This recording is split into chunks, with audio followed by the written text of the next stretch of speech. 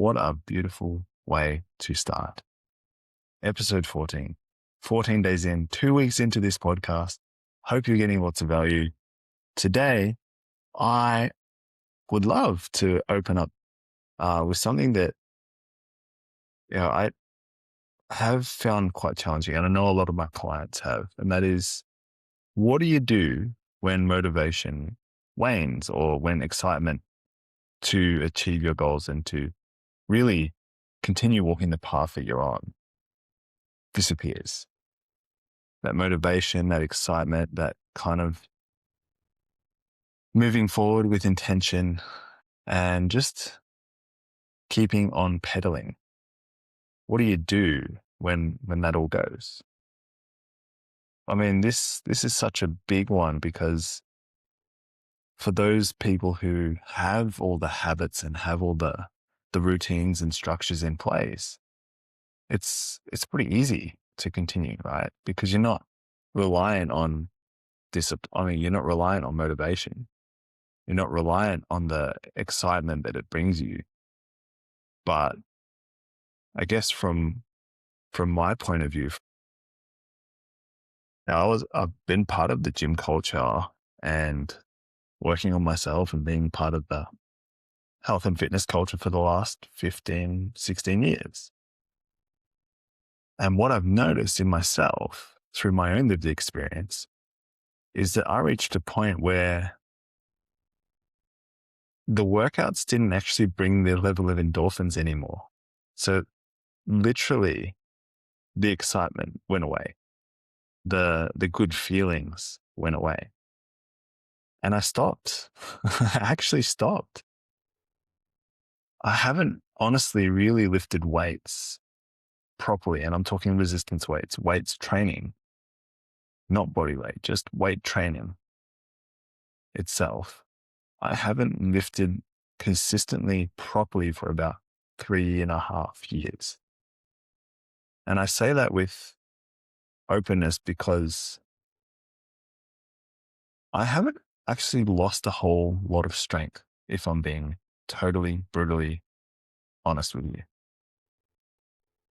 Because I found more joy in learning how to work with what I have in my body.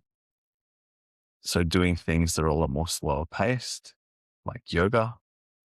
And there are definitely yogas that are not slow paced. So also, for those who are listening and tuning in, yoga isn't just about, physical postures and holding postures for a long period of time.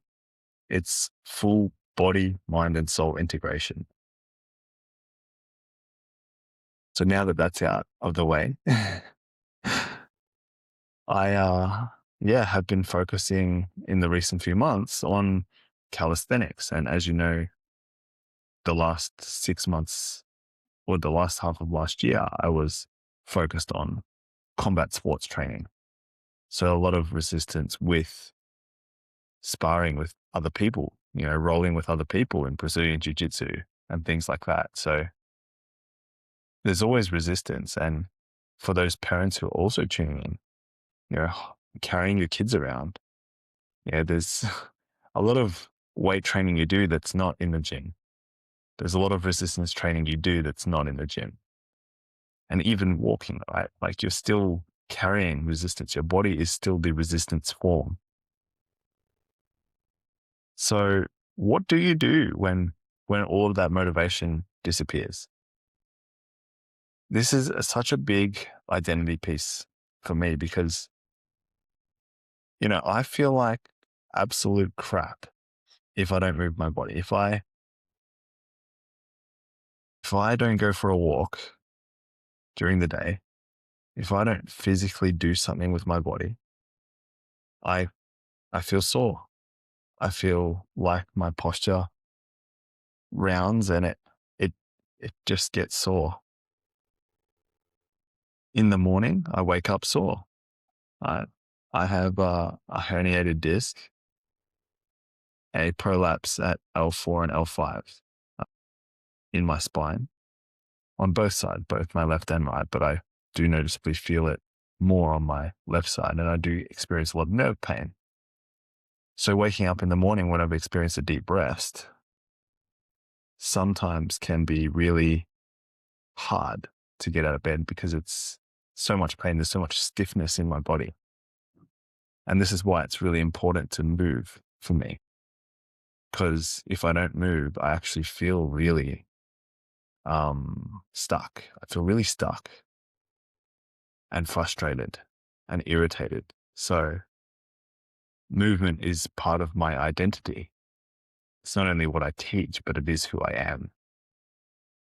Because if I don't move, I feel extremely stuck, extremely trapped, and I can't express myself properly and fully.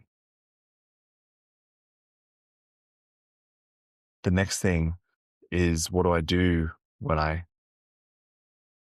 don't want to do something? Well, sometimes I do listen to that, right? So over these past few days, I mentioned yesterday that I haven't gone and done my calisthenics workout in the park with my gymnastic rings. I haven't done my pull-up workout because, yeah, there's a million excuses. One of them is I didn't want to wear down my wood gymnastic rings in the rain, which is a fair excuse. But at the same time, I've also been replacing that time with more intentional yoga in the morning. So when I was at my peak doing my yoga practices, and this is probably a great example of, continuing on even though it doesn't feel good, is when so my yoga practice, if I did it all in one go in the morning, it would take me about 4 hours. If I did all of the practices that I am initiated into, it would take me about 4 hours. There's a point just over 18 months ago where I was doing 2.5 to 3 hours of yoga in the morning. But it was coming from a place of almost like lack and dread that I didn't want to do it. My body was so tired. And my mind really just didn't want to act. It didn't want to do it. I felt so incredibly tired because I was forcing myself to keep up the daily discipline because I was on a streak, right? I was on like a half-year streak of doing it every single day. And there were points where in the morning because I was so tired, I would start doing it and then I would actually not fall asleep during the practice, but my mind would keep on being like, pause me in the transition between not poses, but different practices that I'm initiated into. I would stop and I would just sit there. And then the thought would pop in, oh man, just fall asleep. Like, it's okay. You can sleep on the yoga mat. It's fine. And in my mind, it's like, it turned into guilt actually, because what ended up happening is I would delay in the morning, not doing it then. And this is roughly when my daughter was born too. I'd stop doing it then. I'd fall asleep because I was so tired. And then later in the day, when my wife and daughter were awake, I would sneak off into the meditation or yoga space that I had. And I would spend an hour and a half to finish my practices. Now, understanding myself and knowing who I am and what I prioritize, one of the things I was caring for was actually being a present dad. But at the same time, there was an internal conflict happening. Right. So the internal conflict was, I know that I am better. I know that I am better as a human being, as a dad, as a person, as a man, if I do my practices, right? Because I know that it brings me some sort of balance. It brings me an expression of inner well-being. I knew that. I felt that. I've experienced that. And that's why I continue doing it. But this internal conflict of taking time away from my family and being a present dad to work on myself whilst, my daughter is growing. She's only going to be that age now, right? She's never going to be that age again. And I would sneak off and feel really guilty because there was an internal conflict. I actually wanted to be there with them, but because I was so tired, I was almost playing this mind game of like shame and guilt. It's like, which one hurts more? Which one carries more weight to it? Anyways, it ended up happening that one day my streak was broken because I had a violent gastro. And I say this with full vulnerability and openness because maybe some of you are out there who are on paths that just don't really feel aligned anymore. And that's I guess what this is all about is I remember I was standing in the kitchen. I felt like I needed to fart and I farted and it all came out. And I shut myself standing up during the day. And I'm not too proud of that, but I want to share that with full vulnerability because the path that I was on trying to keep up with the streak was just a stupid mind game, right? My body needed rest. My mind needed to actually rest because even if I was doing the yoga process, which is a way to get into union, which is to become more meditative and more whole in yourself, if it's coming from a place of like deep, almost resentment or like pride or ego,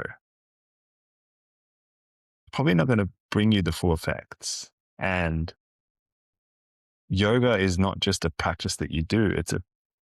It's basically your life becomes yoga. Right. So